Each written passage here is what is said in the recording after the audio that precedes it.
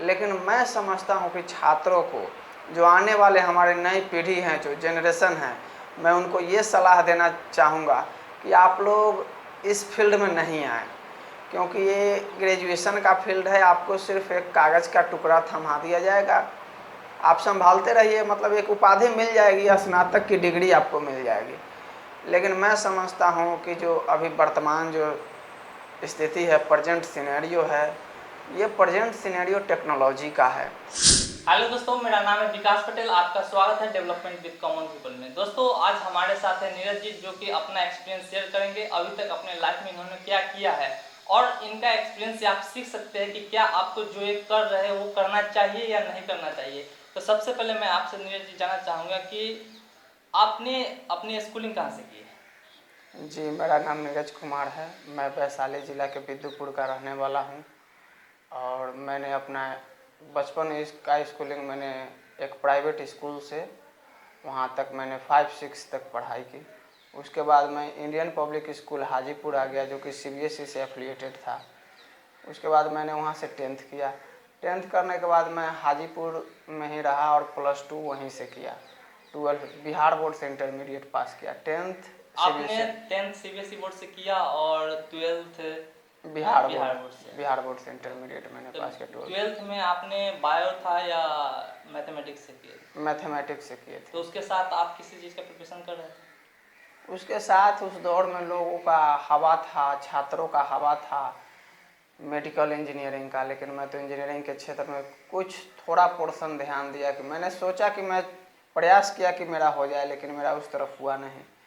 और चूँकि हम 10th इंडियन पब्लिक स्कूल से पास आउट थे, तो वहाँ पे एक बहुत बड़े टीचर थे हिंदी के, अभी वो BRBU में प्रोफेसर भी है, युवा कवि एवं उपन्यासकार थे, राकेश रंजन। हिंदी से वो पढ़े हुए थे, तो वहीं से भाषा की तरफ लगाव बढ़ा और उन्हीं से प्रेरणा मिली, क्योंकि वो BHU के कई दशकों के रिकॉर्ड तोड़ दिए थे और वो गोल्ड मेडलिस्ट थे। तो वहीं से मेरा रुझान भाषा की तरफ हो गया और वहीं से मैंने ट्रैक चेंज किया। फिर 12th करने के बाद मैं BHU का एंट्रेंस दिया, जिसमें अच्छा परफॉर्मेंस नहीं, एफिलिएटेड कॉलेज मिल रहा था।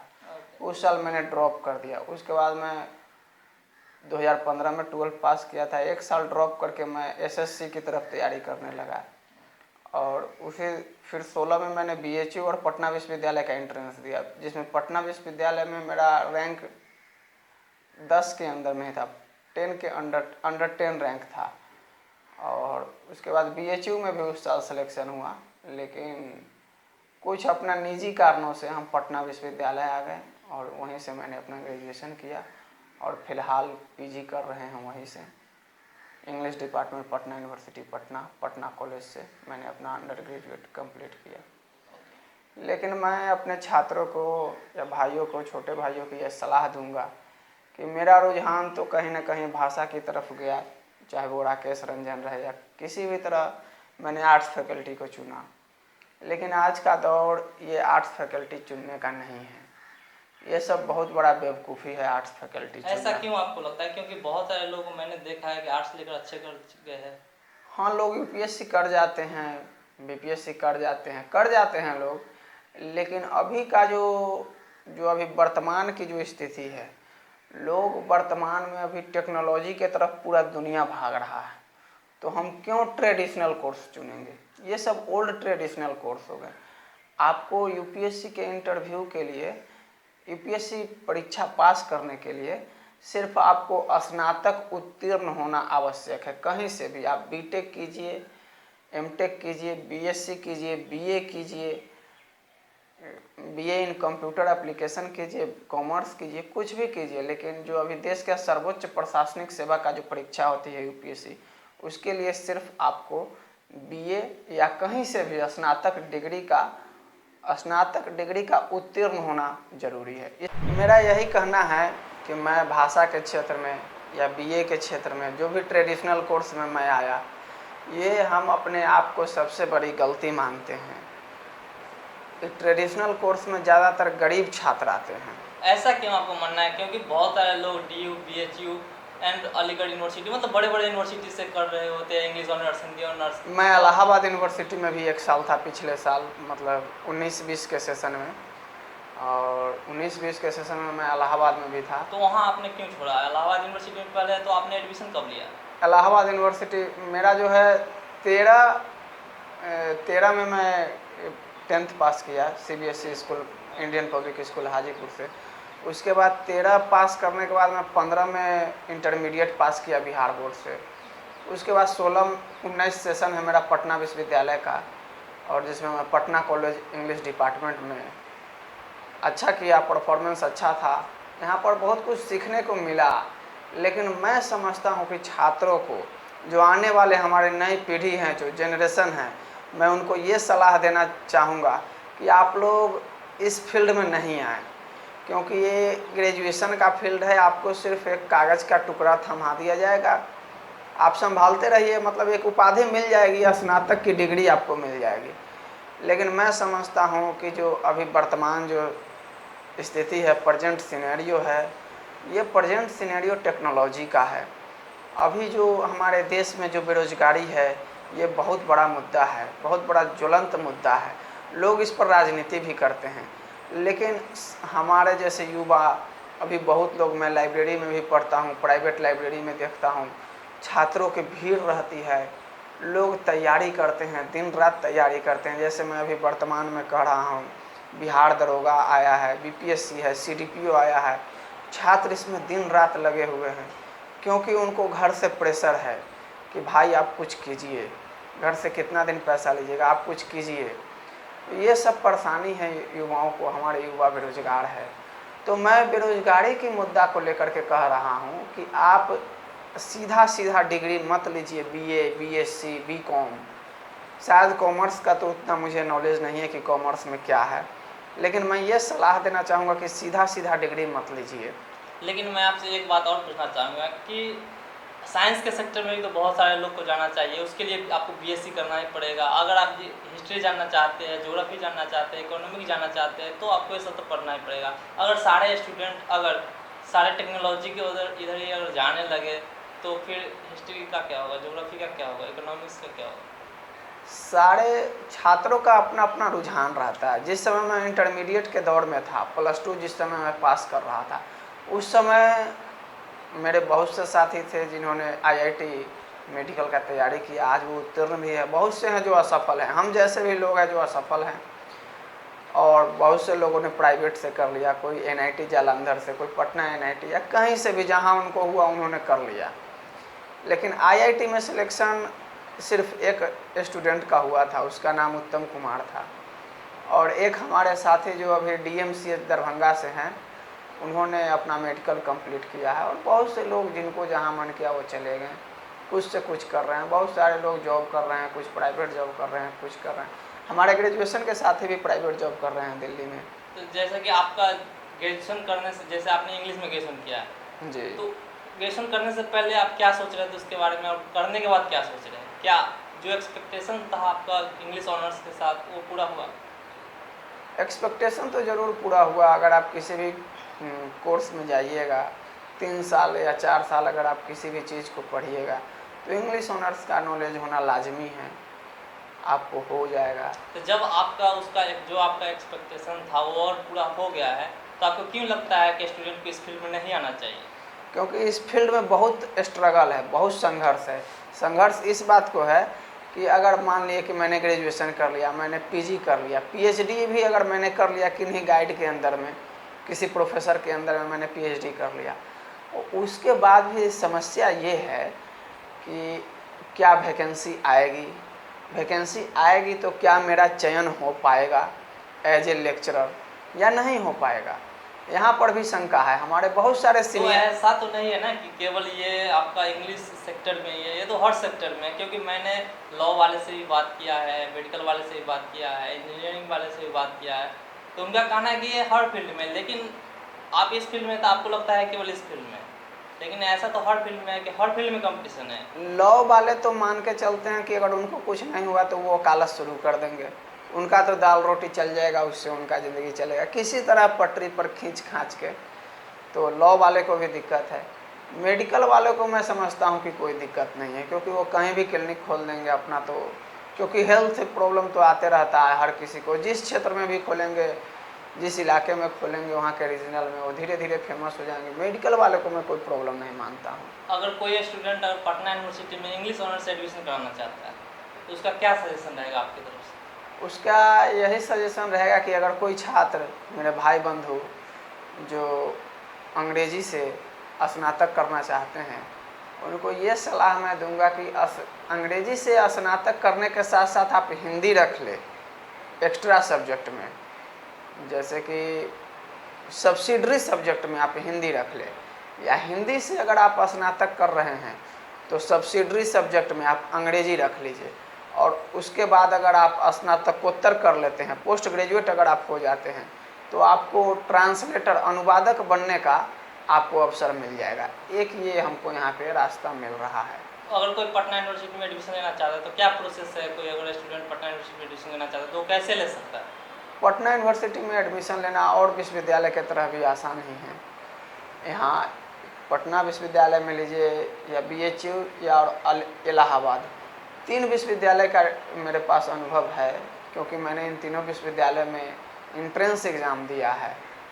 तो आप BHU में रहिए, इलाहाबाद रहिए, पटना विश्वविद्यालय रहिए, तीनों जगह आप इंट्रेंस एग्ज़ाम पास कीजिए, आपका नंबर आएगा, कट ऑफ में आप रहेंगे, आपका एडमिशन हो जाएगा। तो ये डिपेंड करता है कि एंट्रेंस में आपका क्या कट ऑफ रहा है। ये भी डिपेंड करता है कि आपने बोर्ड में कितना अच्छा नंबर किया है। बोर्ड बेसिस पे इस बार किया गया है, कोविड के कारण सिर्फ पटना विश्वविद्यालय ने ऐसा किया है, और BHU अभी इंट्रेंस ले रही है और इलाहाबाद विश्वविद्यालय भी अभी इंट्रेंस ले रही है। तो आपने BA पटना यूनिवर्सिटी से किया है और अभी आप MA कर रहे हैं। MA भी इंग्लिश में कर रहे हैं? हाँ, MA भी इंग्लिश तो में। अगर कोई स्टूडेंट सेम यूनिवर्सिटी से क्या मेरा कहने का मतलब है कि अगर कोई पटना यूनिवर्सिटी से BA किया है इंग्लिश ऑनर्स में और फिर वो MA करना चाहता है इंग्लिश ऑनर्स में, तो उसके लिए क्या प्रोसेस है? उसके लिए कोई प्रोसेस नहीं है, सिंपल प्रोसेस है। अगर आपने पटना विश्वविद्यालय से BA किया है तो आपको 80% रिजर्वेशन रहेगा पटना विश्वविद्यालय में। आप फॉर्म डाल दीजिए, आके एडमिशन ले लीजिए, कट ऑफ में रहिएगा, आपका एडमिशन हो जाएगा। जब आप इंग्लिश में पढ़ाई कर रहे थे, ग्रेजुएशन कर रहे थे इंग्लिश में, तो क्या किस प्रकार की कठिनाई आती है? इंग्लिश से जब हम ग्रेजुएशन कर रहे थे उस समय कुछ खास कठिनाई नहीं आई, मतलब आपको पैटर्न समझने में थोड़ा सा दिक्कत होगा और आपको गाइड करने वाले अच्छे लोग होने चाहिए। पहली बात, आप इसमें भी अच्छा कर सकते हैं, कोई दो मत नहीं है, इसमें अच्छा कर सकते हैं, लेकिन इसमें अच्छा करने के लिए आपको अच्छे टीचर के संपर्क में रहना क्या पड़ेगा। पटना यूनिवर्सिटी में अच्छे प्रोफेसर है इंग्लिश के? अच्छे टीचर हैं, लेकिन प्रोफेसर की कमी तो विश्वविद्यालय में है ही, और यहाँ ही नहीं इलाहाबाद में भी है। BHU का तो मैं नहीं जानता, क्योंकि BHU में मैंने कभी पढ़ाई की नहीं। इलाहाबाद का भी है, इलाहाबाद विश्वविद्यालय में भी full faculty, number of faculty full नहीं है, कहीं भी फुल नहीं है। अगर कोई स्टूडेंट आउट ऑफ पटना से आता है और पटना यूनिवर्सिटी में एडमिशन लेता है तो क्या पटना यूनिवर्सिटी हॉस्टल प्रोवाइड करती है? जी, हॉस्टल प्रोवाइड करती है। कैसे, मतलब क्या उसका प्रोसेस क्या रहता है? अगर कोई स्टूडेंट आपने अगर एडमिशन ले लिया तो हॉस्टल का फॉर्म भर दीजिए। यहाँ अंडर ग्रेजुएट कोर्सेज के लिए मिंटो छात्रावास है, जैक्सन छात्रावास है, नूतन छात्रावास है, 3 छात्रावास वहाँ पे हैं, और सफिशिएंट नंबर में स्टूडेंट वहाँ पे रहते हैं, और हॉस्टल का माहौल तो बहुत अच्छा है। तो जिस रूम में अभी हम बैठे हुए हैं ये भी पटना यूनिवर्सिटी का हॉस्टल है? हाँ, ये भी पटना यूनिवर्सिटी का है, स्नातकोत्तर छात्रावास है, और वहीं पे अभी हम लोग PG हॉस्टल है? PG हॉस्टल हर डिपार्टमेंट के लिए अलग अलग है या किस टाइप से इसका हॉस्टल को डिवाइड किया गया है? हॉस्टल जो यहाँ पे है, जो हॉस्टल फैसिलिटी यहाँ पे संस्था है पटना विश्वविद्यालय का, इलाहाबाद का थोड़ा महंगा है, लेकिन अलॉटमेंट का प्रोसीजर सेम है, या पटना विश्वविद्यालय रहे या इलाहाबाद विश्वविद्यालय रहे। ठीक क्या रहता है हॉस्टल का? हॉस्टल का यहाँ पर तो फी 3260 है। 3260 महीने का या ईयरली? 1 ईयर का। 1 ईयर का। और इलाहाबाद में तो बहुत महंगा है, 15,000 है, और प्लस वहाँ पे दिक्कत ये है कि आपको मेस में खाना कंपलसरी है। ओके, बना नहीं सकते? बना नहीं सकते। पटना यूनिवर्सिटी में खुद से बनाकर खा सकते हैं? यहाँ भी मेस की सुविधा है, लेकिन अभी मेस चल नहीं रही है कोविड के कारण, लेकिन यहाँ कोई दबाव नहीं है कि आप मेस में ही खाइए, आपको जहाँ खाना है बाहर खाना है बाहर खाइए, जो करना है कीजिए। विश्वविद्यालय आपसे पैसा नहीं लेगी मेस का, लेकिन इलाहाबाद विश्वविद्यालय में पैसा आपका डीन ऑफिस में DD बन के आपका 2300 कुछ रुपया जमा होगा, 2360 रुपया शायद जमा होगा महीने का। तो तो जैसे आप अभी एमए कर रहे हैं इंग्लिश में, तो केवल अभी एमए ही कर रहे हैं या इसके साथ अभी कुछ और कर रहे हैं? नहीं, एमए करने से हमें नहीं लगता है, ये एक बहुत बड़ी लंबा लॉन्ग स्ट्रगल हो जाता है। अगर मैंने ग्रेजुएशन किया, एमए करेंगे, पीजी करेंगे, उसके बाद अगर मैं पीएचडी इनरोल्ड होता हूँ नेट जेआरएफ क्वालिफाई करके, उसके बाद आप पीएचडी कंप्लीट करने के बाद भी अगर वैकेंसी आ गई लेक्चरशिप की तो ठीक है, और नहीं आए तो आपको वेट करना पड़ेगा। तो क्या इसका वैकेंसी हर साल नहीं आता है? नहीं, हर एक साल तो बिहार सरकार तो नहीं देती है हर एक साल, और कमो बेश वैकेंसी निकलती है, मतलब सीटें बहुत कम रहती है। तो ऐसा थोड़ी है कि अगर हम पीएचडी करते हैं तो केवल जॉब हम बिहार में कर सकते हैं, आउट ऑफ बिहार भी तो कर सकते हैं।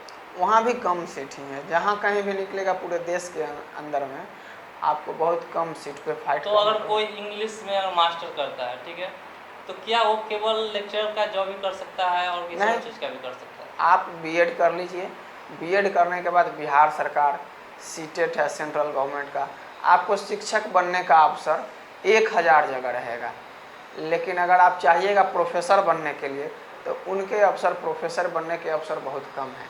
लेकिन अगर आप हिंदी या इंग्लिश लैंग्वेज सब्जेक्ट से है और अगर आपने बीएड क्वालिफाई कर लिया, बीएड आपने कंप्लीट कर लिया, तो आपके शिक्षक बनने के अवसर 1000 रास्ते खुल जाएंगे, आप कहीं ना कहीं बन जाइएगा। शिक्षक बनने में कोई दोहराई नहीं है, कोई मत नहीं है, शिक्षक आप आसानी से बन जाइएगा। पटना यूनिवर्सिटी का माहौल कैसा है? यूनिवर्सिटी का माहौल सब जगह वही है, जो पटना विश्वविद्यालय रहे, इलाहाबाद रहे, काशी हिंदू विश्वविद्यालय बीएचयू रहे, विश्वविद्यालय का माहौल वही है।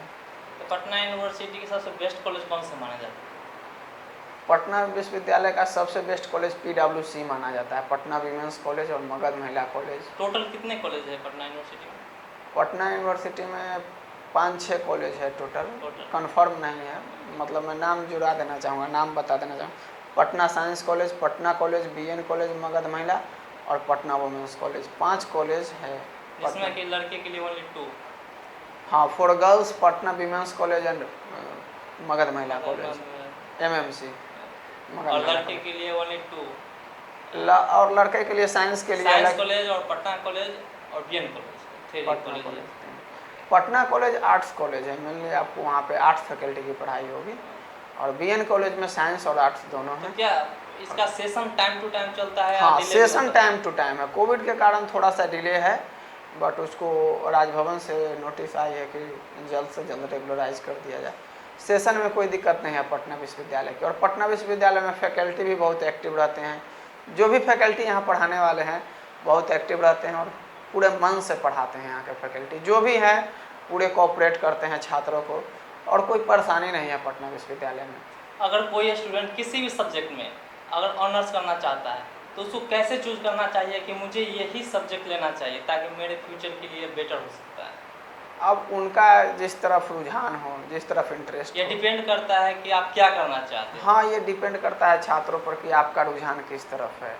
अगर आपका रुझान आर्ट्स की तरफ है तो आप आर्ट्स लीजिए, लैंग्वेज सब्जेक्ट जैसे मैंने लिया, बहुत सारे लोग सोशल साइंस सब्जेक्ट लिए, geography, history, economic, pol science, ये सब लिए, और बहुत सारे छात्र साइंस कॉलेज में भी आए, हमारे साथी आए, हमारे जूनियर आए, जो कि हमारे स्कूल टाइम में मेरे साथी थे, वो साइंस फैकल्टी में भी रहे, पटना साइंस कॉलेज में भी रहे।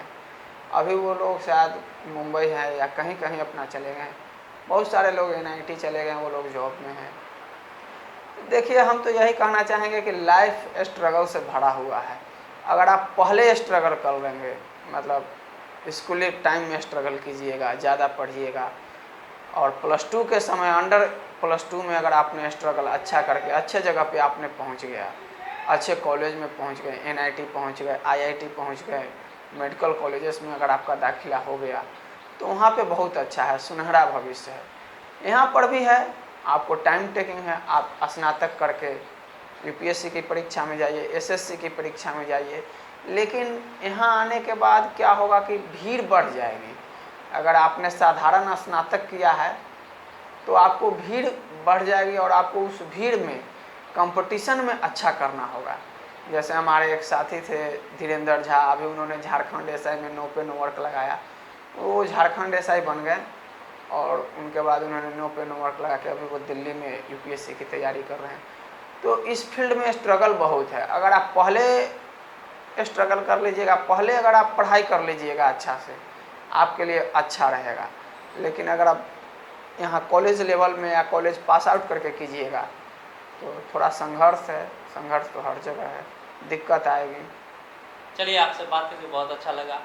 दोस्तों, अगर इस प्रकार के वीडियो आप चाहते हैं कि हमारे चैनल पर रेगुलर आपको मिलते रहे तो आप हमारे चैनल को सब्सक्राइब कर सकते हैं। वीडियो देखने के लिए बहुत बहुत धन्यवाद।